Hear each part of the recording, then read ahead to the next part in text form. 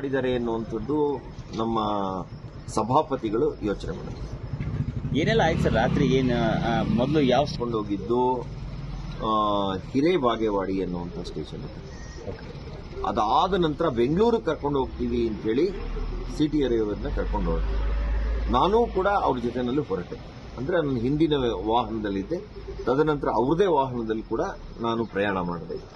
ಬೆಂಗಳೂರಿಗೆ ಕರ್ಕೊಂಡು ಹೋಗ್ತೀನಿ ಅಂತ ಹೇಳಿದವರು ಬೆಳಗಾವಿ ಜಿಲ್ಲೆ, ಹಾಗೇನೆ ಅಕ್ಕಪಕ್ಕದ ವಿಜಯಪುರ, ಬಾಗಲಕೋಟೆ ಜಿಲ್ಲೆಯ ಎಲ್ಲ ತಾಲೂಕುಗಳಲ್ಲಿ ಓಡಾಡಿಸಿ ನನ್ನನ್ನು ಅವ್ರನ್ನ ಈಗ ಒಂದು ಗಂಟೆ ಹಿಂದೆ ಬೇರ್ಪಡಿಸಿ ಪಿ ಭೀಮಾಶಂಕರ್ ಅವರಿದ್ರು, ತುಂಬಾ ದೊಡ್ಡ ಪೊಲೀಸ್ ಫೋರ್ಸ್ ಅನ್ನು ಉಪಯೋಗಿಸಿ ಬೇರ್ಪಡಿಸಿ ಅವರನ್ನ ಪ್ರತ್ಯೇಕ ಮಾಡಿ ಬೇರೆ ಕಡೆ ಕರ್ಕೊಂಡು ಹೋಗಿದ್ದಾರೆ. ಎಲ್ಲಕ್ಕೆ ಕರ್ಕೊಂಡು ಹೋಗಿದ್ದಾರೆ, ಏನ್ ಮಾಡ್ತಾರೆ ಅನ್ನುವಂಥದ್ರ ಬಗ್ಗೆ ಗೊತ್ತಿಲ್ಲ. ಇದು ರಾಜ್ಯ ಸರ್ಕಾರದ ಉಪಮುಖ್ಯಮಂತ್ರಿಗಳ ನೇರ ಷಡ್ಯಂತ್ರ ಆಗಿದೆ. ಹಾಗಾಗಿ ಜಿಲ್ಲೆಯ ಉಸ್ತುವಾರಿ ವಹಿಸಿರುವಂತಹ ಅವರು ಕೂಡ ಇದರಲ್ಲಿ ಭಾಗಿಗಳಾಗಿದ್ದಾರೆ. ಲಕ್ಷ್ಮೀ ಹೆಬ್ಬಾಳ್ಕರ್ ಅವರು ನೇರವಾಗಿ ಇದರಲ್ಲಿ ಕೈವಾಡ ಇದೆ ಅಂತ ನಾನು. ಸಿಟಿ ರವಿ ಅವರು ತಲೆಗೆ ಒಂದು ಪಟ್ಟಿ ಕಟ್ಟಿದ್ರು, ಏನಾಗಿತ್ತು? ಅವರಿಗೆ ಏಟು ಬಿದ್ದಿತ್ತು. ನಿನ್ನೆ ರಾತ್ರಿ ಅವರನ್ನ ವಾಹನದಲ್ಲಿ ತುಂಬಾ ಬಲವಾದಂತ ಏಟು ತಲೆಗೆ ಬಿದ್ದಿತ್ತು. ಅದು ತುಂಬಾ ಒಂದು ಆಳವಾದಂತ ಗೆರೆ ಆಗಿತ್ತು. ಅದು ಏನಾಗಿದೆ ಎತ್ತ ಅನ್ನುವಂಥದ್ದನ್ನು ಕೂಡ ಅವರು ಗಮನಿಸಿರ್ಲಿಲ್ಲ. ಪೆಟ್ಟು ಬಿದ್ದು ಸುಮಾರು 8 ಗಂಟೆಗಳ ನಂತರ ಅದೇನು ಅನ್ನುವಂಥದ್ದನ್ನು ಅವರು ಗಮನಿಸ್ತಾ ಇದ್ರು.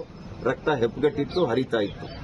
ಅರೆಸ್ಟ್ ಮಾಡ್ಕೊಂಡು ಹೋದ್ರು ಅಂತ ಅಂದ್ರೆ ಯಾವುದೇ ರೀತಿಯಾದಂತಹ ಕಾನೂನಾತ್ಮಕವಾದಂತಹ ಅರೆಸ್ಟ್ ಮಾಡದೆ ಸುಮ್ಮನೆ ಎತ್ತಾಕೊಂಡು ಹೋಗಿ ಇಡೀ ರಾತ್ರಿ ಅವರನ್ನ ಬೆಳಗಾವಿ ಜಿಲ್ಲೆ, ವಿಜಯಪುರ ಜಿಲ್ಲೆ, ಬಾಗಲಕೋಟೆ ಜಿಲ್ಲೆ ಸುತ್ತಿಸ್ತಾನೆ ಇದ್ದಾರೆ. ನಾನು ಅವ್ರ ಜೊತೆನಲ್ಲಿ ರಾತ್ರಿ ಎಲ್ಲಾನು ಕೂಡ ಸುತ್ತಿದ್ದೀನಿ.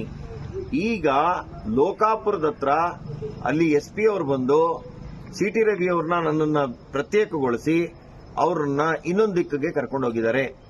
ಹಾಗಾಗಿ ಈ ಒಂದು ರೀತಿ ಮಾಡಿರುವಂತದ್ದು ಅಕ್ಷಮ್ಯ ಅಪರಾಧ. ಅವರು ಕೊಲೆಗಡಕರಲ್ಲ, ಭಯೋತ್ಪಾದಕರಲ್ಲ, ಅವ್ರ ಹತ್ರ ಬಾಂಬ್ ಅಥವಾ ಗನ್ನು ಯಾವುದು ಸಿಕ್ಕಿಲ್ಲ. ಈ ರೀತಿ ಅಮಾನವೀಯವಾಗಿ ನಡ್ಕೊಂಡಿರೋದು ಮತ್ತೆ ಒಬ್ಬ ಜನಪ್ರತಿನಿಧಿಯನ್ನ ಇಷ್ಟು ಕೀಳಾಗಿ ಕಂಡಿರುವಂತದ್ದು ಇಡೀ ಕರ್ನಾಟಕ ತಲೆ ತಗ್ಸೋಂಗಾಗಿದೆ.